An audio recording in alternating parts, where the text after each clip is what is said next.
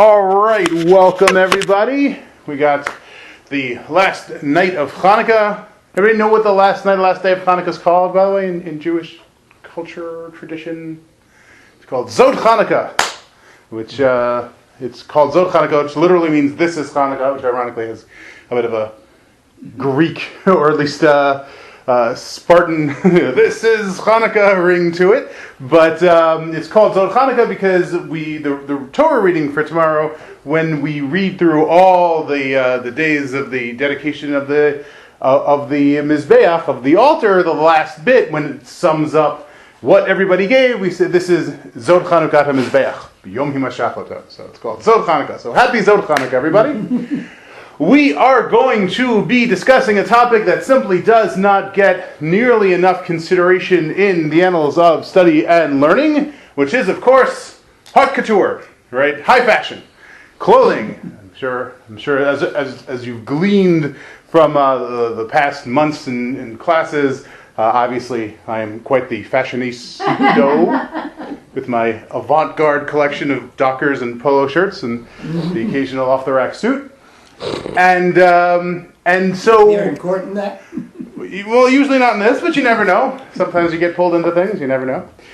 So the question of clothing, and generally the question of appearance, is sort of an interesting one, in the sense that if you think about it, despite the fact that we spend a tremendous amount of time with various characters, and despite the fact that the Book of Bereshit is pretty much exclusively narrative, I mean, we have some genealogical lists, but it's almost exclusively narrative, we know nothing about the actual physical appearance of the characters involved.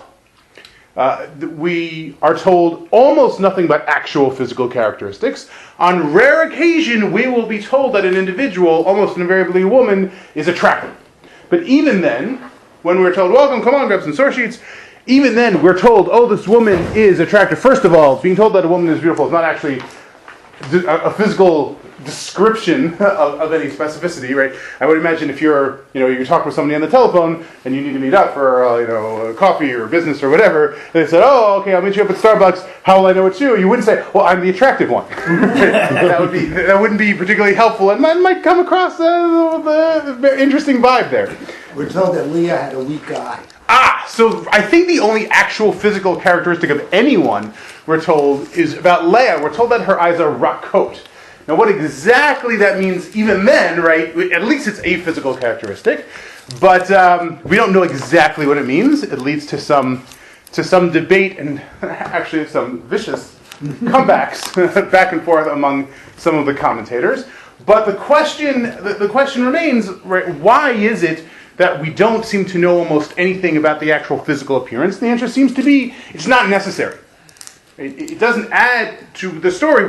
This isn't a novel, right? This isn't a history of who these people were. So even something as innocuous to some degree, a statement as, oh, well, this was an attractive person, is we're only told that when it's necessary. In other words, who are we told are attractive people? Well, we're told that about Sarah and Rivka. Why is that important for us to know? What stories do we have about them, where their physical attractiveness is actually significant to the plot? Because their husbands thought they'd attract other men. Exactly. Well, they're worried that they're going to be kidnapped, right? They're going to come to a new place, they're going to be kidnapped, right? That's a significant fact.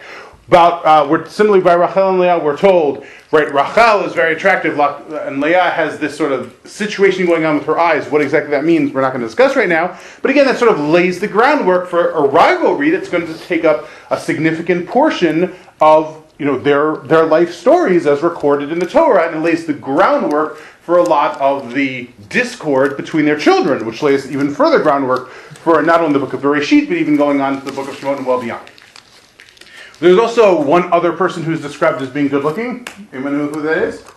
Other than the Imahot, Rivka and Leah are all physically described. Yosef, yes. Why is it important to know that Yosef is good-looking? Because Potiphar's wife. Potiphar's wife, exactly, right. We need to understand what's going on there, right? So again, laying the groundwork. So even when we have physical descriptions, and again, for the vast majority of our characters in the Book of Bereshit, we do not have any physical description of them, even something as simple as they were good looking. But when it does happen, it's for a good reason. And The same thing is true when it comes to our topic for this evening of clothing. We have very, very little when it comes to clothing. Right? What did Avram wear? We don't know, right? It never says in the Torah. We would probably assume, robes of some kind. Right? We would assume. We don't know for sure. Clothing, again, something that is very significant as a signifier in our lives, in our culture, right? You take a look at a person, you look at the person's dress, it tells you a lot about the person, and people can exploit that, and people use that to their advantage or their disadvantage, etc. Torah does not seem to care too much about that. Yeah, and the only piece of clothing that really, really is important is Joseph's coat. Well, clothing does come up a few times. We're going to discuss clothing. The point I'm getting at right now is clothing is not central to people's descriptions for the most part. In other words, we don't know what any of the Avot or Imahot wore, except on rare occasions. When it comes up, I think it is significant. Right. Why am I bringing up for this week's parsha, for Parashat Vayigash? Right? Why is it significant? Because we have a very strange pasuk. This pasuk is going to open the door to our inquiry about the situation with the clothing, which is, Yosef is reunited with his brothers, and everybody's happy, and they're getting along, they're having this meal, and Yosef decides to give everybody gifts. And what gifts does he give? Source 1, all right, so we can start with you and go around.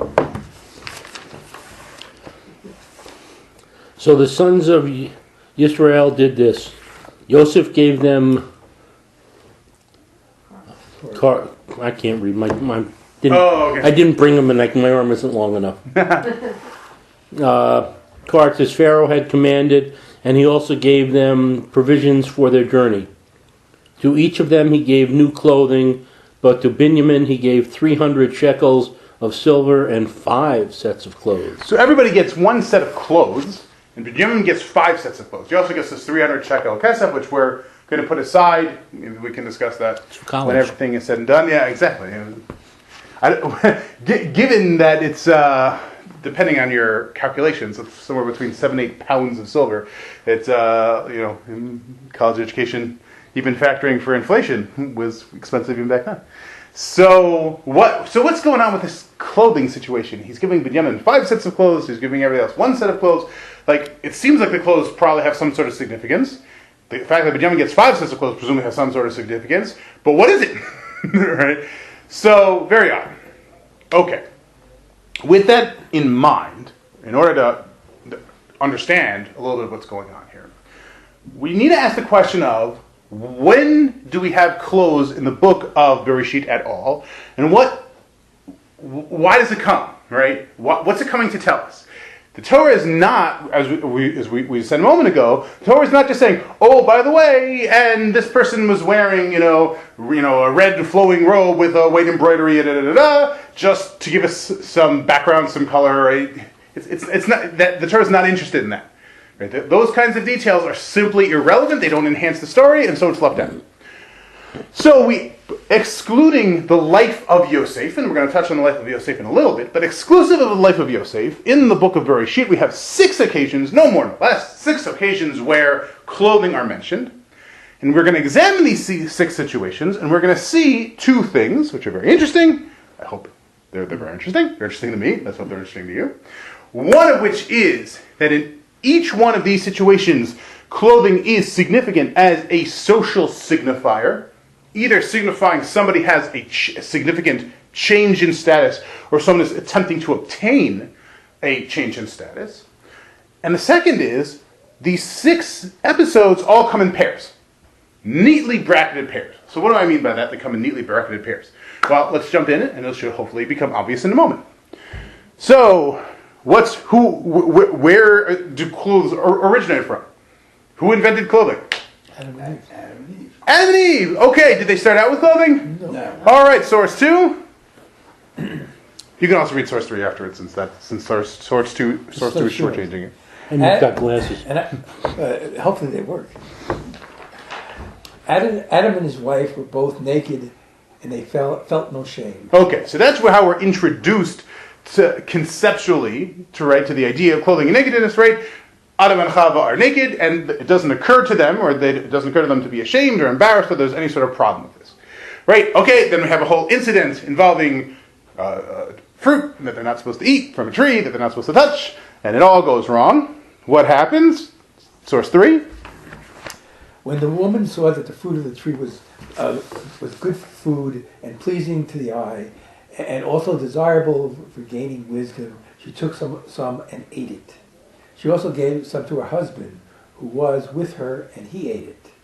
Then the eyes of both of them were opened, and they realized that they were naked, so they sewed fig leaves together and made coverings for themselves. Okay, so as a result of gaining whatever knowledge, whatever the significance this is of eating of the tree of knowledge, gaining this superior knowledge, what do they realize as a result? Right? What do they gain as a result? A sense of Modesty. right, a sense of embarrassment, a sense of shame, and the physical manifestation of that is well, the physical manifestation of their shame is Covering. clothing, right? So the clothing is symbolic of humanity's realization that nakedness is inherently embarrassing.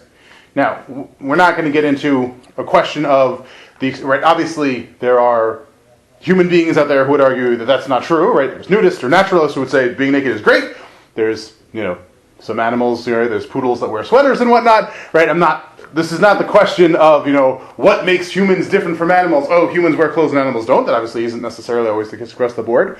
But what we do see here is that the Torah is indicating that the first clothes came as a result of the first moral decision, right? There was this moral decision, there was a sense of shame, a sense of embarrassment that didn't exist before, and clothing come to hide that shame. What happens next? Then the man and his wife heard the sound of the Lord walking in the garden in the cool of the day, and they hid from the Lord God among the trees of the garden. But the Lord God called to the man, "Where are you?" He answered, "I hear you in the garden. I heard you in the garden, and I was afraid because I was naked, so I hid." And God said, "Who told you that you were naked? Have you eaten from the tree that I commanded you not to eat from?" Okay, and then we have a long thing. There's punishments, bad stuff happens, and then how does it conclude? The whole incident concludes. The Lord God made garments of skin for Adam and his wife and clothed them. And the Lord said, "The man has now become like one of us, knowing good and evil." Okay, so once again, right, we have this reinforcement of this idea that knowledge of good and evil, the ability to make moral choices, is symbolized by clothing. Interestingly, right, when man first sees or first shamed by his nakedness, he uses plants. And God says, no, man is now fundamentally different from the animals. How do we actually realize that? Right? What's God's symbol for recognizing that? God makes them clothes not from plants, but from animals, right? Because man is now inherently above or separate from the animals. Right? It seems like, right, God says, man is now like us, knowers of good and evil. So that's and again, I'm not arguing for any propositions back and forth here. I'm just saying that this is what the Torah seems to be laying out. And the Torah is saying, okay, so what's going on here? Humanity goes from a state of being essentially to some degree on the same level as the animals, unable to distinguish between nakedness and clothing, or not realizing there is a distinction because there's no distinction between good and evil, between shame and brazenness. And what happens as a result of developing a moral sense, humanity develops clothing. Okay, very nice, right? The clothing symbolizes a fundamental change in status. Humanity is no longer just one of the animals. Humanity has a moral function which makes humanity more like God. Very nice. Remember what I said, right? These incidents are bracketed. What's the bracket to this incident? Well, let's read source 4.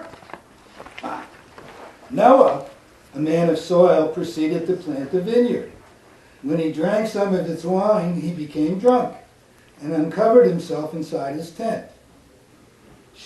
Shem, the father of Canaan... Well, no, Cham. It's actually Cham. We'll get to Shem in a second. Oh, that's Cham. Cham, the father of Canaan, saw his father naked and told his two brothers outside. But Shem and Japheth took a garment and laid it across their shoulders. Then they walked in backward and covered their father's naked body. Their faces were turned the other way so that they would not see their father's nakedness. Okay, so what's going on in this story? They didn't. There's the potential for Noah to be ashamed, and his sons avoid that. Right. So, but what actually is going on? Interestingly, right? So, remember what happened with Adam and Chava. Adam and Chava develop a moral sense, and that moral sense is what changes them from animal-like beings to more divine, God-like beings. Right? It's wisdom. It's rationality. That's what makes them able to appreciate their moral sense. Noah, seeing where this leads, right, ultimately leads to the corruption and destruction of mankind. What does Noah do? When Noah comes out of the teva, Noah attempts to eliminate. No. Sorry? Well, he gets drunk, so he doesn't really... He's trying. In a state of drunkenness, what does that mean? Right? What is he eliminating? Right. Rationality. Right, exactly. Noah is trying to eliminate the rational side, and, right, just like by Adam and Chava, it's not that they are moral because they're wearing clothing, but rather the clothing is the symbol of their higher moral status, their higher knowledge. Noah is trying to get rid of that higher knowledge and then gets rid of the symbol, right? In other words, what's Noah trying to do? He's trying to return to Gan Eden, right? He's trying to undo the sin of Adam and Chava. And you can't rationally figure out a way to get rid of reason, right? So what does he do? He says, well, we need to get rid of reason itself. So I'm going to use this crutch. And the crutch that he uses is wine. And of course what happens is, right, his children come and cover him up because you can't do it that way, right? You can't undo the sin of Adam and Chava by simply saying, okay, let's ditch rationality. That doesn't work. So we have these sort of neat brackets, right, where we have the indicator of it's not the style of clothing is irrelevant, it's the existence of clothing, right? The existence of clothing versus nakedness. In one case we have that somebody is wearing clothing because they were granted this higher status of wisdom and knowledge, and so now they're wearing clothes. And then somebody who's sick and tired of this higher status of wisdom and knowledge wants to get rid of it, and so ends up getting rid of their clothes. Okay, that's bracket number one. Let's go with bracket number two. Where else do we have clothing? Anybody know before we look at it? Anybody know where else we have clothing? Joseph in the coat. We're going to get there. We're now talking about the life of Yosef right now. Right? Before we get, or without getting into the life of Yosef. All right, well, source 5. Lavan and Bethuel answered, "This is from the Lord. We can say nothing to you one way or the other. Here is Rivkah, take her and go, and let her become the wife of your master's son, as the Lord directed." Okay, right. Avram is looking for a wife for his son Yitzchak, so he sends the servant. The servant does all sorts of things. It winds up with Rivkah. At the end of the day, after all the bargaining and negotiating, everyone agrees Rivkah is to go off and become the wife of Yitzchak. After this, what does the servant do? When Abraham's servant heard what they said, he bowed down to the ground before the Lord. Then the servant brought out gold and silver jewelry and articles of clothing, and gave them to Rivkah. Okay, then they head out. What happens, right? We have two relevant incidents of clothing. One is she has a change of clothing. He gives her new bigadim. And then something else happens after that. Rivkah looked up and saw Yitzchak. She fell from her camel and asked the servant, "Who is that man in the field coming to meet us?" "He is my master," the servant answered. So she took her veil, sa'if, Yep, that's a thief. and covered herself. Vatitkach. Right. So, what happens? She's leaving the house of her parents in order to go to the house of her intended. So we have a change of clothing, and then before encountering the man, she takes a sa'if, right? She takes this veil, this covering, and she covers herself. What is the symbolism of the clothing, the veil, etc.? What's the symbolism? She's pure. Possibly purity. I don't think that's necessarily so clear, or at least I don't think that's necessarily what's being indicated. Modesty. To some degree, I think it's commitment, right? To say that you're saying, right, that you are now committed to this person. You're no longer available, right? To say, I'm sorry. No, I didn't know that. Okay. Yeah, I think that's it. You can. I think you can read it in different ways. But I think the idea being that she's being removed from the house of her parents, right? The change of clothing symbolizing she's no longer from the house of her parents, she's from a different house, and covering with the veil to say, I'm no longer available to other men, I'm dedicated to this man here. Okay. Where's the bracket to this? Anybody know? All right, source 6. Mark, you want to read, or would you rather skip because you're... Go ahead. Yehuda then said to his daughter-in-law Tamar, "Live as a widow in your father's household until my son Shelah grows up." For he thought, he may die too, just like his brothers. So Tamar went to live in her father's household. After a long time, Yehuda's wife, the daughter of Shua, died. When Yehuda had recovered from his grief, he went up to Timnah to the men who were shearing his sheep, and his friend Shira the Adulamite went with him. Okay, so just a little bit of background, right? Yehuda has 3 sons, and the first one marries this woman Tamar, and then the Yehuda's son dies. So, as was the appropriate custom at the time, right, there was essentially a levirate marriage. The woman was childless and she didn't have a husband, so you have responsibilities to her. So he married her off to his second son, and then the second son died. So, woman's still childless, you have responsibility to take care of her, right? What should at this point happen? At this point, what should happen is she should be married off to the third son. But Yehuda is worried because this woman is getting a reputation as a bit of a widowmaker, right? So, right, 2 sons. So, and he doesn't know the circumstances, etc., etc. So, what does Yehuda say? With his mouth, he says, "Well, my third son is still very young, right? You got to wait a few years until it's appropriate."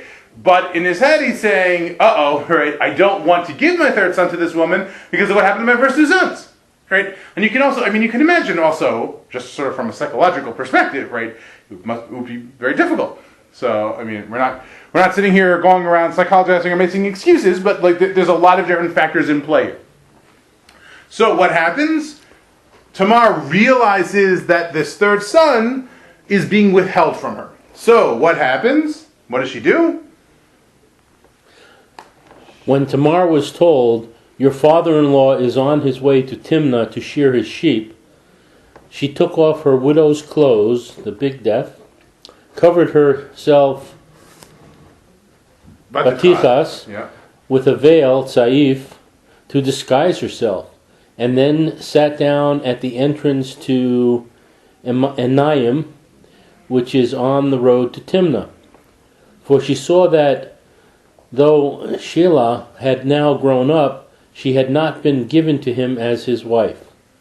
When Yehuda saw her, he thought she was a prostitute, for she had covered her face. Okay. That's a whole new meaning to covering your face. Yeah. So we'll touch on that in a minute, actually. And the Muslims want their wives to wear burqas. Yeah. So we'll touch on that in a moment. But right now, just for the contrast, right? What did we see? What happened with Rivka? Rivka, in order to symbolize that she was leaving her father's house and was no longer available, was committed to this other man, she puts on the new bigadim, the new clothing, but she covers her face with the tzaif.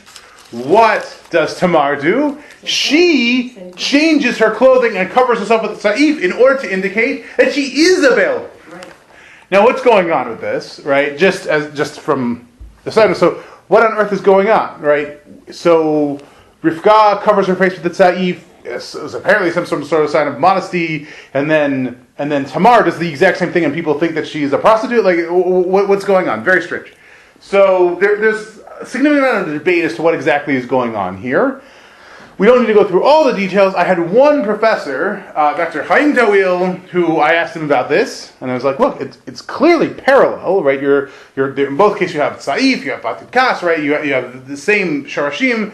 So he said that it was all dependent on how you were to tie it.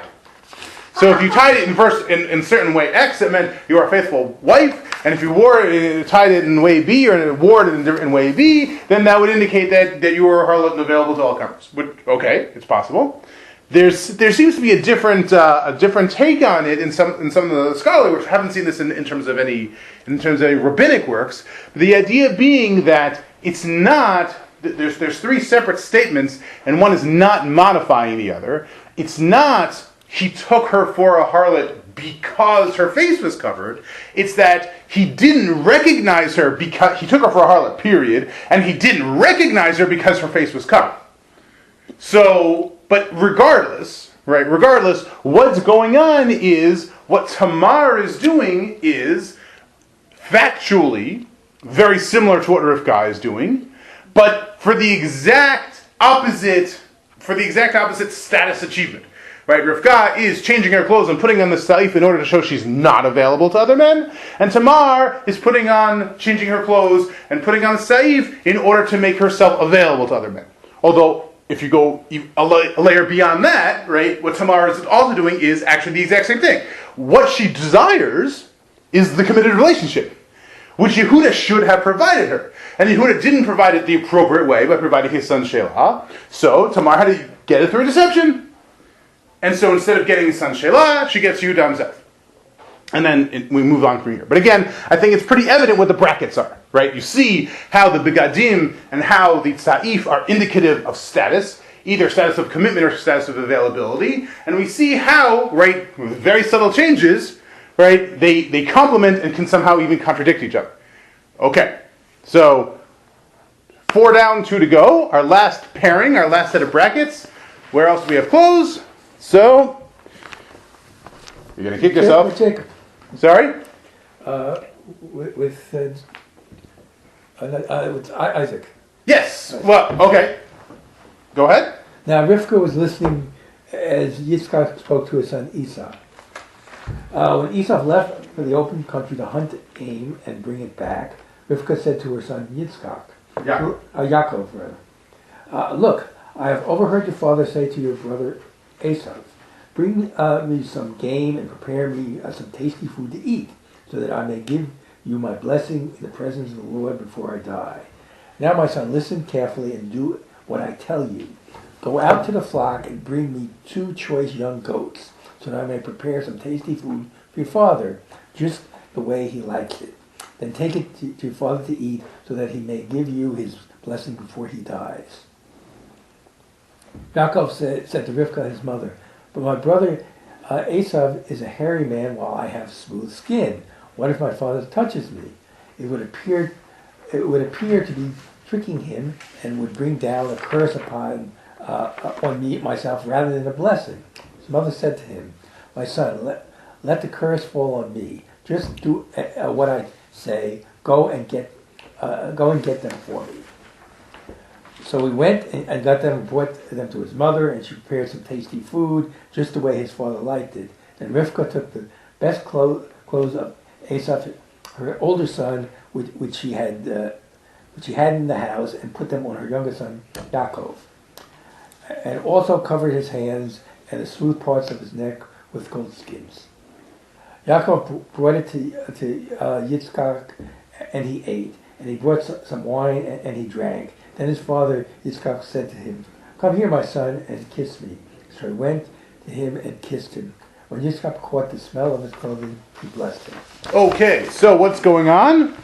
Yitzchak is tricked by the combination of his son Yaakov and his wife Rivka, right? What do they use? They need 2 things in order to successfully trick Yitzchak into thinking that Yaakov is the Bechor and thinking Yaakov is Esav. What 2 factors do they need? Food. Well, what specifically? What? Meat. What specifically? What meat? Goat meat. Goat. They need a goat, which is not only used for the meat. What else is the goat used for? Milk. Skin. The skin. Right. In the story. In the story. And what else do they need? Clothing. Whose clothing? Esau's. Right. So in other words, Yaakov takes a goat and his brother's clothes and uses those 2 things in order to trick Yitzchak into believing that he's in fact the Bechor, even though he's not. Now, this obviously is an attempt to have a change in status, right? Putting aside any, deals and arrangements that may have been made personally involving, lentils and beans, anything else, right? Chronologically, Esav is the Bechor, practically speaking, Yaakov is claiming to be the Bechor, and Yaakov stakes his claim. In order to stake his claim, he has to trick his father. He tricks his father using a goat and his brother's clothes. Okay. Where do we have a parallel story? Now, oh wait, Next page. yeah. Then they got Yosef's robe, slaughtered a goat, and dipped the robe in the blood. Oh, right, oh, yeah. They took the ornate robe back to their father and said, "We found this. Examine it to see whether it is your son's robe." He recognized it and said, "It is my son's robe. Some ferocious animal has devoured him. Yosef has surely been torn to pieces." Then Jacob tore his clothes, Yeah. put on sackcloth, and mourned for his son many days. All his sons and daughters came to comfort him, but he refused to be comforted. "No," he said, "I will continue to mourn until I join my son in the grave." So his father wept for him. Okay, so what's going on here? What we have? We have the brothers want to trick their father because their father is treating Yosef like the Bechor. What two factors do they need in order to trick their father? They need a goat and their brother's clothing. Right, so what happens, right? They take the goat and their brother's clothing, and, using the two, they trick their father. And just as their father used a goat and his brother's clothing to trick his father and get him a blessing, they trick their father here, and as a result, their father is in mourning. And, symbolically tears his own clothes. It's also interesting to note that it goes out of its way to say, when Yaakov, the goat that is used by Yaakov in order to fool his father is a young baby goat, and the ones that is used by the brothers to take the blood to put on Yosef's coat to trick their father is an adult goat. So it's all grown up, right? Everything is coming back to roost. So again, I think it's pretty self-evident what the brackets are here.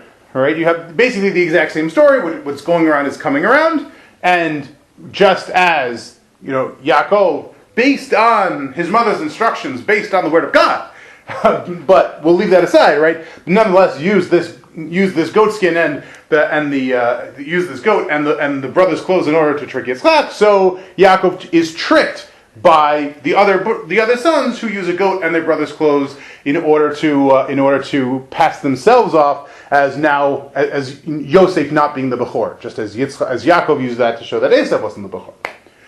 Okay, so again we have brackets. Again we have a status change. Yes. Just something maybe a little off topic.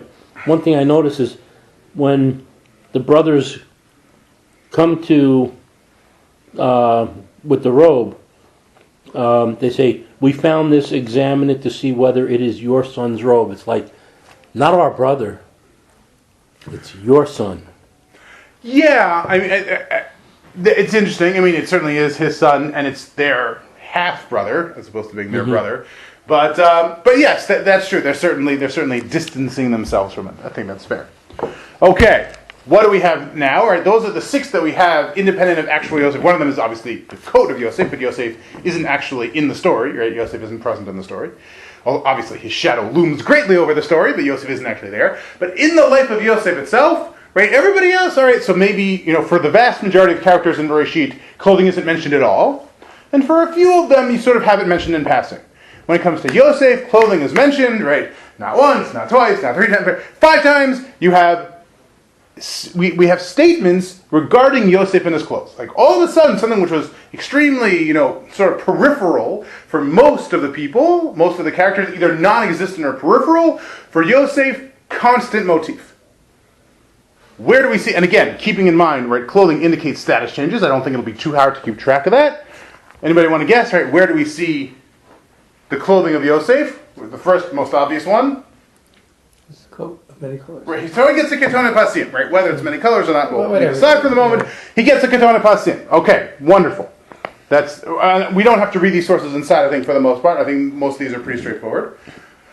What's next? Right, so he gains this clothing. When are we next told about Yosef's clothing? It's also about the ketona pasim. Yeah. That's when they took it off. They take it off, right? So, what's the significance in terms of status of the ketona pasim being given to him? It indicates He's the heir apparent. He's the heir apparent. He's of elevated status. When the brothers strip him of his Keton Pasim, what is it? Right. So he's not only sort of that. It's even worse than that. He's now in servitude. He's now in slavery. What's the third time we have Yosef in clothing? The wife of. Yes. So what happens? That's actually worth reading inside because that's a little less clear. 12. Where I guess the second, the numbering got all messed up. I apologize for that. In the middle, the fourth box down. Yes, I did 11. Okay, I'll do it. One day he went into the house to attend to his duties, and none of the household servants was inside. She caught him by his cloak and said, "Come to bed with me." But he left his cloak in her hand and ran out of the house. When she saw that he had left his cloak in her hand and had run out of the house, she called her household servants. "Look," she said to them, "this Hebrew has been brought to us to make sport of us. He came in here to sleep with me, but I screamed. When he heard me scream for help, he left his cloak beside me and ran out of the house." She kept his cloak beside her until his master came home.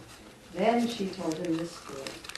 "That Hebrew slave you brought us came to me to make sport of me. But as soon as I screamed for help, he left his cloak beside me and ran out of the house."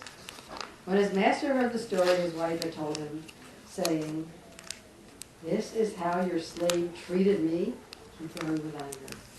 Yosef's master took him and put him in prison, the place where the king's prisoners were confined. Okay, so what's going on, right? Once again, He's in the pit.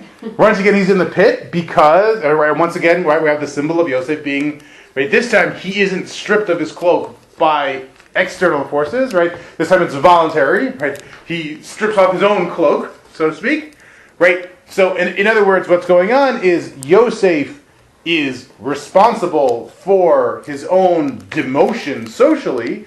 Why does Yosef do that? In order to avoid Immorality. right, it's spiritual pitfall. Exactly.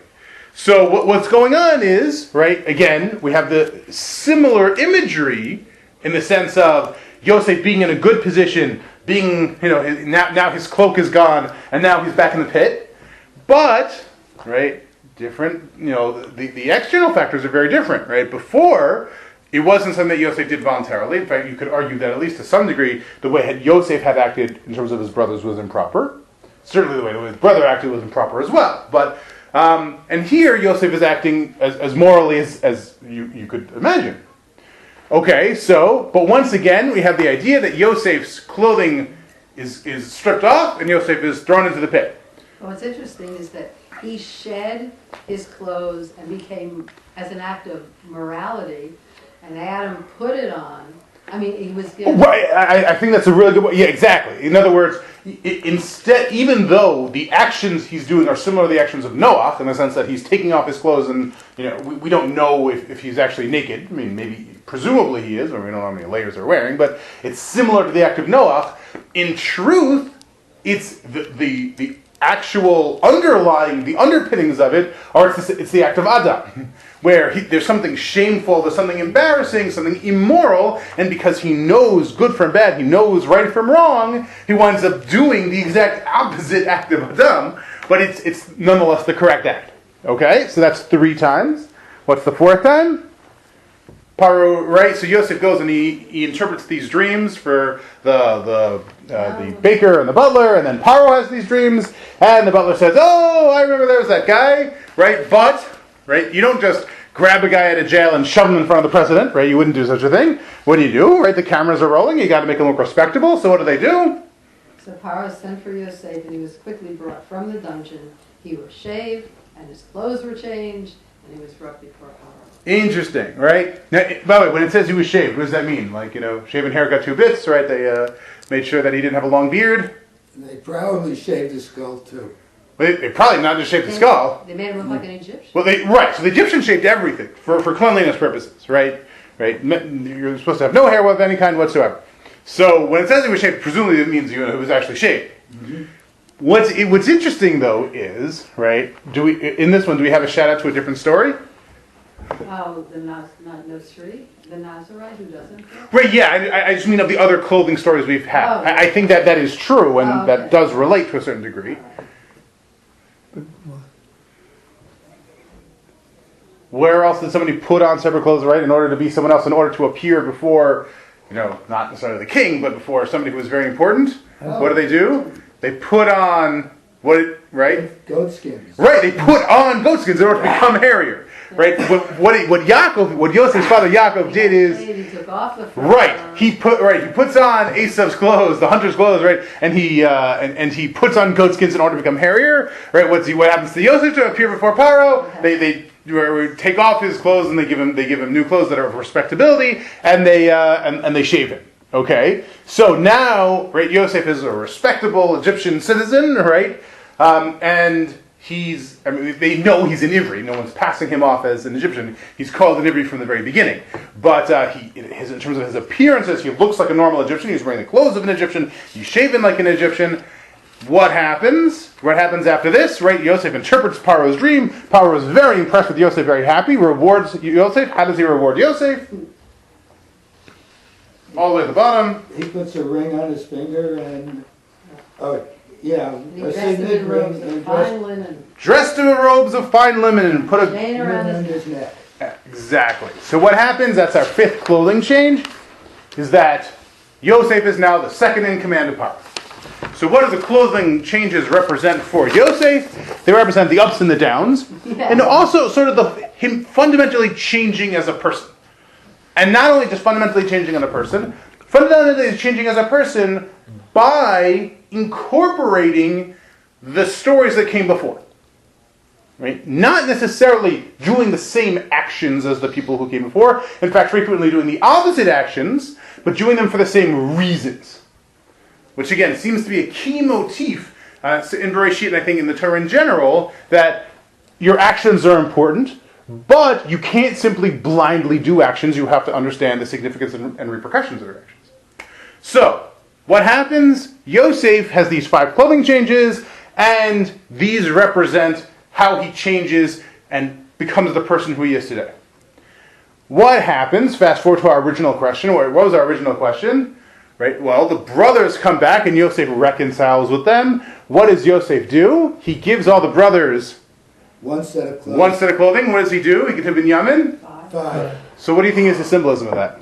The 5 changes he went through. Exactly. Right? I think what Yosef is doing is he's reaching out to his brother. And he's saying, you are my brother. Right? The things that happened to me, and he assumes that the things that happened to him also happened to Binyamin. Why? Remember, why did the brothers do what they did to Yosef? Right? In part because Yosef had these dreams and Yosef was saying these things, but in part because they were very angry and upset that their father was giving the credence to the sons of Rachel, when in reality, right, from their view, right, who should have been given precedence? The sons of Leah, exactly. So Yosef's like, well, I'm out of the picture. Who must have had a really rough time of it? Binyamin. Binyamin is now the only remaining son of Rachel. Now, whether he did or he didn't, different story. But this, I think, is Yosef reaching out to Binyamin symbolically and saying, this is the person I have become. Meanwhile, the other brothers, they get one change of clothing, right? Remember, a change of clothing indicates a change of status. Yeah.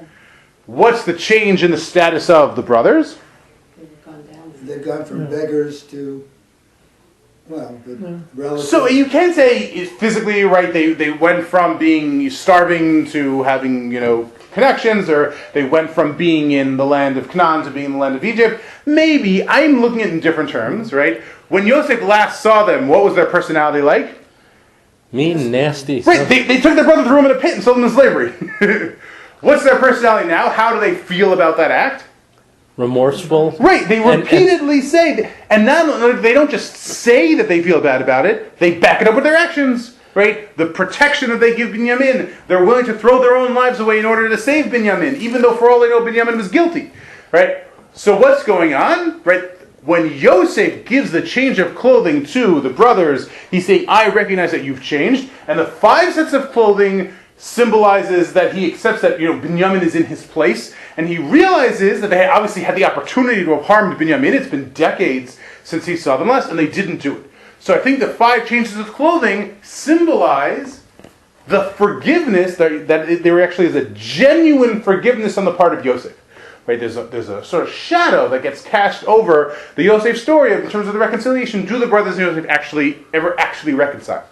You can make interesting arguments both ways. But I think that what this is indicating here is at least that Yosef is genuinely extending his forgiveness. Whether the brothers can accept it is a different question. Now, I think Chazal pick up on this, because there's one other place in the Jewish liturgy, calendar, etc., where 5 changes of clothing is very significant. Kohen Gadol on Yom Kippur. Right? If you want to read source 15, this is from an article on Yom Kippur written by Krumbine. This is a small selection of it. Go ahead. When entering the Holy of Holies, the high priest wore only 4 garments of linen, as opposed to his standard uniform of 8 garments, 4 of which were made of gold, worn during both the other rites of the day as well as during the services of every other day of the year. Every time the high priest changed his garments, he had to wash his hands and feet, immerse his entire body, and then wash his hands and feet a second time after donning new garments. According to tradition, this occurred 5 times over the course of the day. And again, because I think the idea of the 5 changes of clothing are significant in terms of their symbolism of forgiveness. It's also worth noting, I think, that what happens is when the Kohen Gadol is wearing essentially his Keton Pasim, right? He's wearing the lavish clothing that shows that he's in charge, right? That's actually the less significant, less important portion of the day. Because when he does that, it shows that he's in charge and is important over people. What happens? He changes into simple linen white garments, right? Of a commoner or a peasant. Humility. Right, because he's no longer going to be in front of people, he's rather going to be in front of God. So what we see is, again, the symbolism and the status of the clothing, but it's inverted. So that the person, when they're wearing the big fancy golden clothing and the expensive clothing, etc., what that means that they're actually in a less elevated state. But again, I think that what we look at when we see clothing talked about in Bereshit overall, clothing refers to status symbols and status changes. And I think particularly in the life of Yosef, clothing symbolizes the changes that are going on. And of course, right, the underlying factor in all this is Yosef is our transfer from sort of being the Israel Jew to being the Gullus Jew, right, in the foreign court. Yes. All right. Around the time that Yaakov was about to meet Esav again across the water, or whatever, they were meeting each other, he already had a bunch of kids. I mean, he had wives as a kid. I mean, this was a long time in coming. Yes. Do you think that this whole story was recounted to everybody? Why he was so afraid? This whole feud was? Between Esav and Yaakov? Yeah. So, I don't know if it was specifically recounted, but it is referenced. That they knew, that the family knew that there was something that went on that he was scared about, that he had done something. So it's unclear what he tells the family and all that stuff, right? It's unclear. Like if you were there, all right, and you were to pull aside Zvulun or something and be like, "Hey, what's going on with all this? Your dad's acting real weird. What's going on with all that?" He'd be like, "Well, there's man, his brother's coming with 400 armed men, and he's worried. Well, why is your father's brother coming with 400 armed men? Like, what's he scared of?" Right.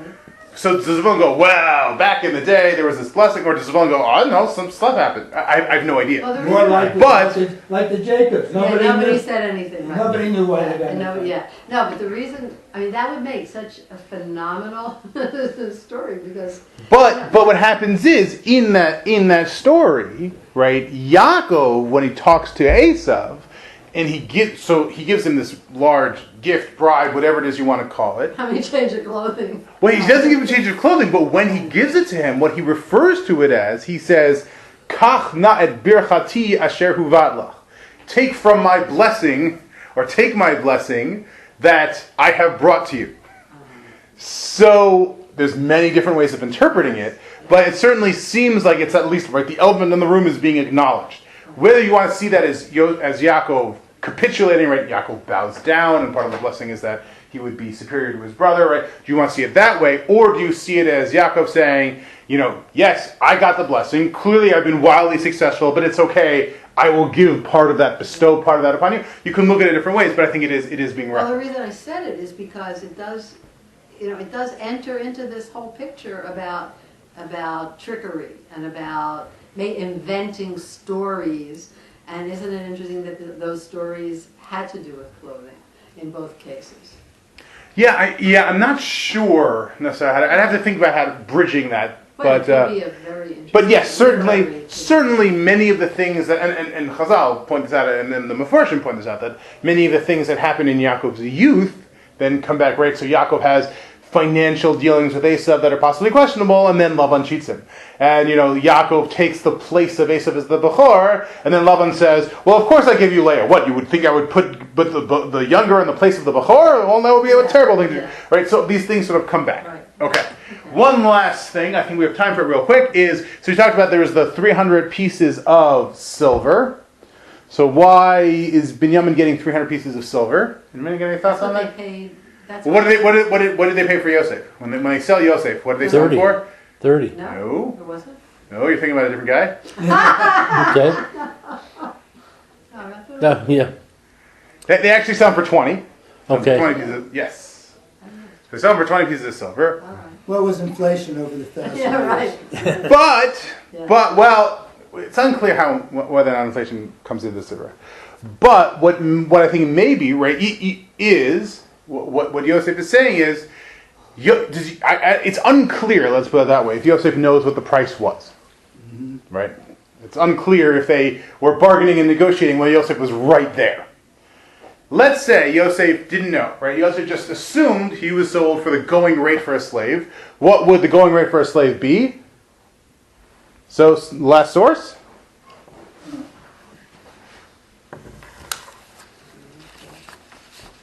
This is the Pieces of silver. So if you have a goring ox, You want me to read the whole right? thing? No, well, that's all right. We don't need to read the whole thing inside. If you have a goring ox and the ox kills, right? So you're required to pay damages, right? Under certain circumstances, you might receive capital punishment, but under different circumstances, if it wasn't preventable or wasn't reasonably preventable, then you would pay damages. What damages do you pay if it kills a slave?